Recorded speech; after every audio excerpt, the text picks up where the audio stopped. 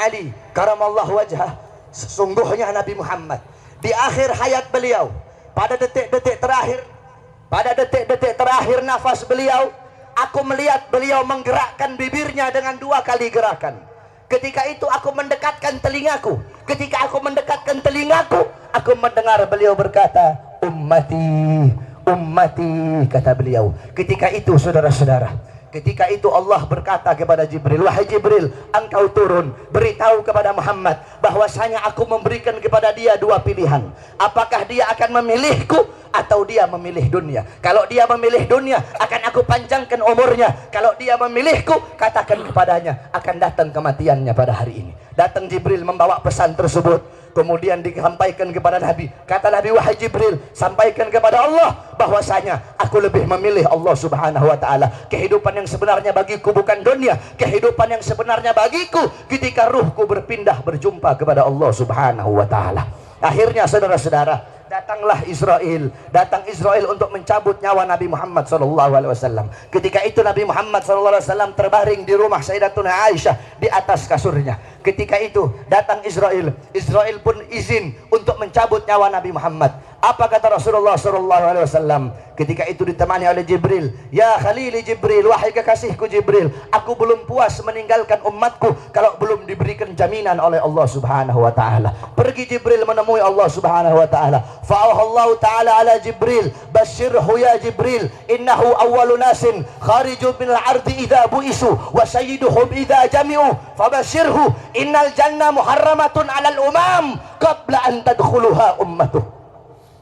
Wahai Jibril, sampaikan kepada Muhammad, dia manusia yang pertama kali akan aku bangkitkan di hari kiamat dan menjadi manusia yang memimpin seluruh manusia kelak pada hari kiamat. Dan sampaikan kepadanya jaminan dariku bahwasanya sorga aku haramkan untuk dimasuki oleh siapapun sebelum sorga dimasuki oleh umatnya. Ini jaminan dariku wahai Jibril.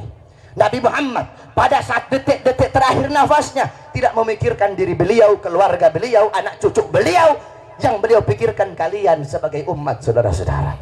Apakah cukup sampai di situ? Tidak, tidak cukup sampai di situ. Dicabut nyawanya Nabi. Dicabut nyawanya Nabi. Ketika dicabut nyawa Nabi Muhammad, Nabi mendesah. Ketika dicabut nyawa, Nabi berlirih. Ah, kata Nabi. Dicabut lagi nyawa Nabi. Nabi berkata, ah. Di samping Nabi Muhammad ada sebuah cawan berisi air.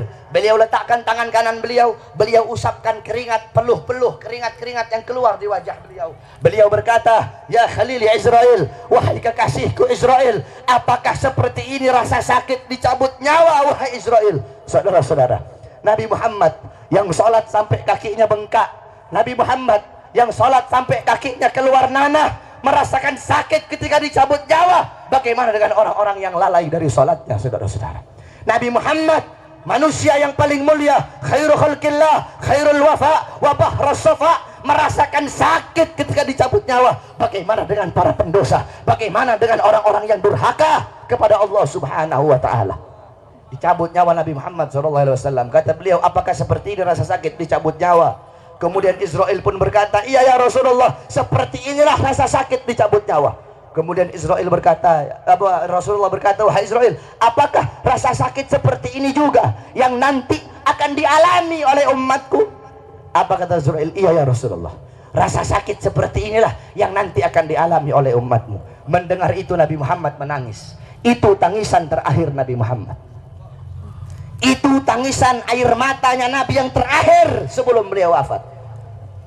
Beliau mengangkat tangan, doa terakhirnya Nabi, harapan terakhirnya Nabi, doa yang menutupi kepergian Nabi Muhammad, doa yang menutupi wafatnya Nabi Muhammad. Beliau mengangkat tangan, mengadahkan tangan kepada Allah subhanahu wa ta'ala.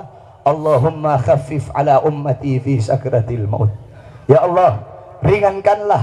Ya Allah, permudahkanlah sakratul maut umatku. Ya Allah, ya Allah, aku nabi mereka, aku pemimpin mereka, aku penanggung jawab mereka. berikan seluruh rasa sakit sakratul maut mereka kepada aku ya Allah.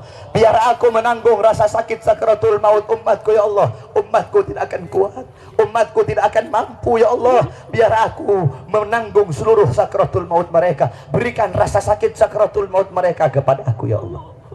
Di mana kalian untuk Nabi Muhammad? Apa yang telah kalian lakukan untuk Nabi Muhammad SAW? Sudahkah kalian menyenangkan hatinya Nabi? Sudahkah kalian mengorbankan jiwa, nyawa, darah, harta kalian untuk Nabi Muhammad SAW? Para sahabat-sahabatnya Nabi mengorbankan jiwanya, nyawanya, darahnya, hartanya. Sumayyah, wanita yang tua renta, dipaksa keluar dari ajarannya Nabi. Dikubur setengah badan, ditombak, keluar isi perutnya, dicambuk. Hei Sumayyah, keluar kamu dari ajaran Nabi. Apakah Sumayyah lebih memilih kesenangan dunia? Apakah Sumayyah lebih memilih kebebasan dunia? Sumayyah lebih memilih mati daripada harus meninggalkan ajaran Nabi Muhammad. Allahu Akbar. Bilal ibn Rabah dikasih batu yang besar, dicambuk, dipaksa keluar, dipaksa meninggalkan Nabi, meninggalkan syariat Nabi, meninggalkan Al-Qur'annya Nabi. Apakah Bilal lebih memilih kesenangan dunia? Apakah Bilal lebih memilih kebebasan dunia? Apa kata Bilal? Walaupun tubuhku dipotong-potong menjadi bagian-bagian yang kecil untuk menghentikan kecintaanku kepada Nabi, dengan dipotong-potong tidak akan berhenti kecintaanku, malah dengan dipotong-potong hanya akan menambahkan kecintaanku kepada baginda Nabi besar. Allahu Akbar. Setelah Nabi Muhammad SAW wafat, para sahabat itu tidak ada gairah hidup, saudara-saudara. Ada seorang wanita yang dimana galat li Aisyah, ya Aisyah, ikshif li gabrin Nabi. Wahai Aisyah, hingkapkan, bukakan bagiku kuburnya Nabi. Dibuka kuburnya Nabi, masuk ini perempuan di depan kuburnya Nabi. Fabakat hatta matat. Itu wanita menangis depan kuburnya Nabi sampai dia mati.